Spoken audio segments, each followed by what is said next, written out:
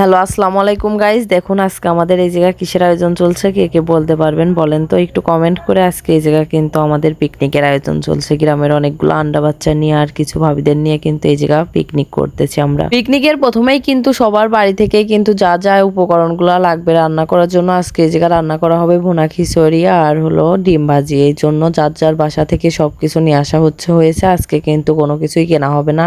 অনেক আগে কিন্তু এরকম মানুষ পিকনিক করতো। আসলে এই পিকনিকের মধ্যেও কিন্তু অনেক মজা, আর আপনারা কিন্তু দেখতেই পারছেন ওই জায়গায় এমন ভাবে ডিমগুলা ছোলা হচ্ছিল, মনে হচ্ছিল যে সবাই যার যার মতন কিন্তু ডিম নিয়ে বাসায় চলে যাবে, এমন ভাবে পারাপারি করে কিন্তু ডিমগুলা ভাজা হচ্ছিল। আসলে পিকনিকে কিন্তু এটাই কিন্তু মজা। আজকে কিন্তু এই জায়গায় আমরা পিকনিক করতেছি প্রায় 15-16 জন। দেখেন সেই কয়েকজনেরই কিন্তু ডিমগুলা ভেজে নেওয়া হচ্ছে, আর ডিমগুলা কিন্তু এখন ভালোভাবে একটু হলুদ আর লবণ দিয়ে কিন্তু ভেজে নেওয়া হচ্ছে। ডিমগুলার কালার গুলা কিন্তু অনেক সুন্দর দেখা যাচ্ছে। ফাইনালি গাইজ, এখন কিন্তু আমাদের ডিম ভাজা শেষের দিকে। এখন কিন্তু একটা গামলার মধ্যে ডিম ভাজিগুলা উঠিয়ে নিব একটা চাকনি দিয়ে। দেখেন ডিম ভাজার কালারগুলো এতটা সুন্দর দেখা যাচ্ছে। আর ডিম ভাজার যখন ভাজিগুলা উঠাচ্ছি দেখেন পাশ থেকে কিন্তু আমার একটা মামাতো বোন একদম সে কিন্তু ভালোভাবে পোস্ট দিয়ে একদম অস্থির যে কিভাবে।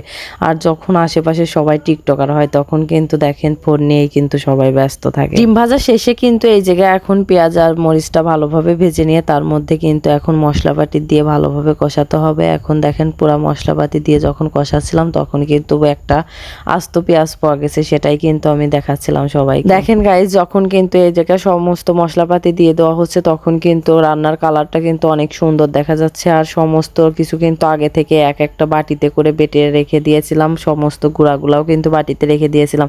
এই জন্য এখন দিতে খুব একটা কষ্ট হচ্ছে না, সব কিছু কিন্তু মানে পরিমাপ মতোই একটা বাটিতে রেখে দিয়েছিলাম। এই জন্য কিন্তু এখন দেখেন সম্পূর্ণ বাটি ধরেই ঢেলে দেওয়া হচ্ছে।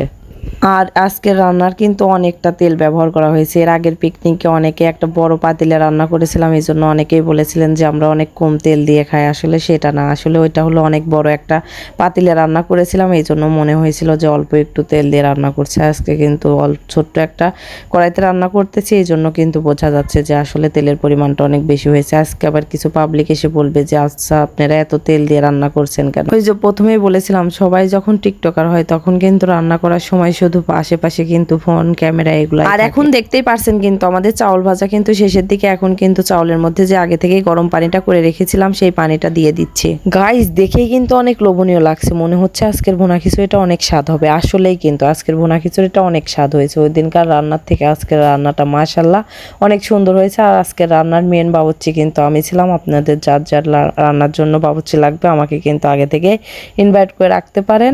আর রান্নার মধ্যে কিন্তু এখন একটু লেবু চিপে দেওয়া হচ্ছে যাতে কিন্তু খিচুড়িটা অনেক ভালো ঝরঝরে হয়। আর এখন কিন্তু সেই লেবুটা কিন্তু আমাদের গাছ থেকেই, দেখেন গাইস, আমাদের গাছ থেকেই কিন্তু সেই লেবুটা পেরে নিচ্ছে। তারপরে যে 1 বোতল সরিষার তেল ছিল সেটাই কিন্তু এখন খিচুড়ি রান্নার শেষ পর্যায়ে কিন্তু ঢেলে দেওয়া হলো। আর এখন কিন্তু খিচুড়িটা শেষের দিকে, এখন কিন্তু এটা দমে বসিয়ে রাখতে হবে।